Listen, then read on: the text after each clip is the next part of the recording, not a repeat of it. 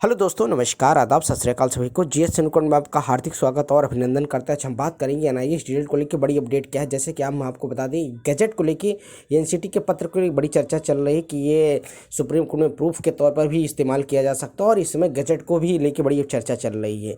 ये गैजेट, ये पत्र क्या है, इसके बारे में बात करेंगे। क्या एनसीटी ने गैजेट के लिए कुछ विचार विमर्श किया है या क्या गैजेट प्रकाशित किया जा सकता है, इन सभी मुद्दों में बात करेंगे। और भाई देखेंगे तो गैजेट, ये पत्र को बहुत तेज़ी से वायरल भी हो रहा है। तो चलिए देख लेते हैं कि पत्र क्या है, इसमें क्या चीज़ें लिखी गई हैं और क्या चीज़ें हैं। आपने देखा होगा तो राष्ट्रीय अध्यापक शिक्षा परिषद, जिसे आप एनसीटी कहते हैं, भारत सरकार का एक विधिक संस्थान है जिसमें राष्ट्रीय परिषद में एक पत्र जारी किया जाता है। लोक शिकायत संबंधी जो भी, इसमें बहुत सारी शिकायतों को लेके एक पत्र जारी होता है 17/5/2024, मतलब कहने का मतलब 17 मई को जारी होता है, अभी यही 2-3 दिन पहले।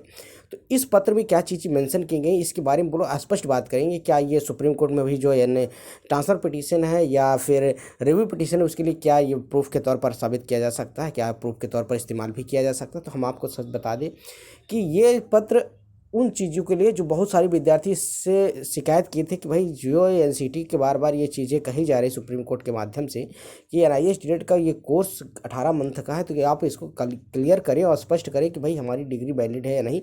इन सारी चीज़ें बहुत सारे भी स्टेट के विद्यार्थी इस चीज़ का, उन्होंने इस चीज़ को जवाब दिया है। और देखेंगे लोक शिकायत संबंधी, इसमें सब के बारे में जिनका जैसे भी उनका एप्लीकेशन नंबर था, सबको नंबर टला हुआ है। तो ये प्रूफ के तौर पे तो इस्तेमाल किया जा सकता है, बिल्कुल किया जा सकता है, क्योंकि कहीं ना कहीं यही तो मुद्दा था जो सुप्रीम कोर्ट में उत्तराखंड के केस में भाई बार बार ये चीज़ कहा गया।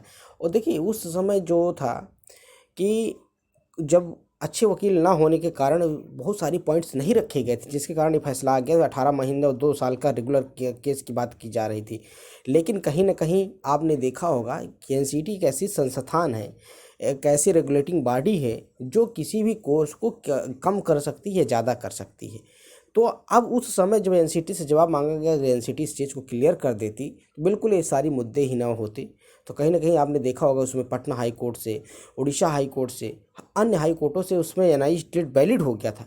लेकिन एक यही केस था जो उत्तराखंड का केस सुप्रीम कोर्ट जाता, और कहीं ना कहीं उसमें जो जज थे उस चीज़ को बस एक ही मुद्दा बनता है कि भाई 18 महीने का कोर्स 2 साल के रेगुलर कोर्स के बराबर कैसे है। तो इन सारी चीज़ों को स्पष्ट क्लियर किया गया है। चलिए हम देख लेते हैं क्या कहा गया है।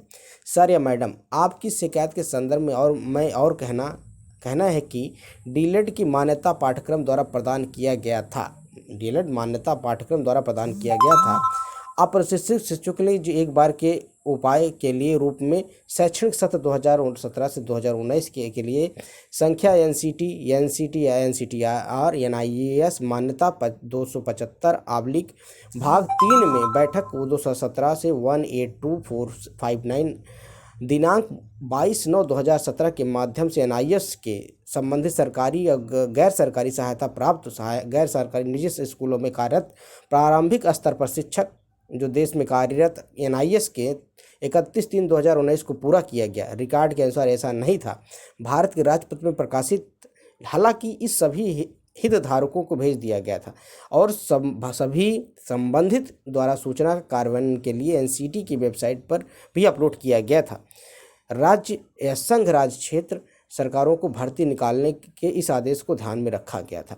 आपका देखिएगा अधिकारी रविंद्र कुमार सिंह जी, 17/5/2024 का ये है, अपर सचिव थे।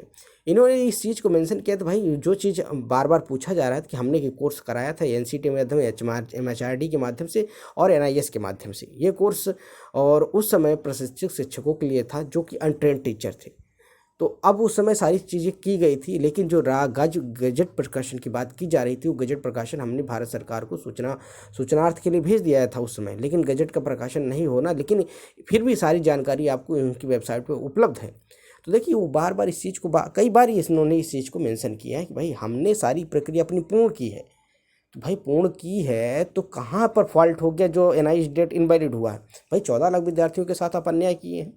तो कहीं ना कहीं इसमें उन्होंने कहा कि भाई ये सारी चीज़ें मान्य है, मान रहे हैं, कोर्स वैलिड है।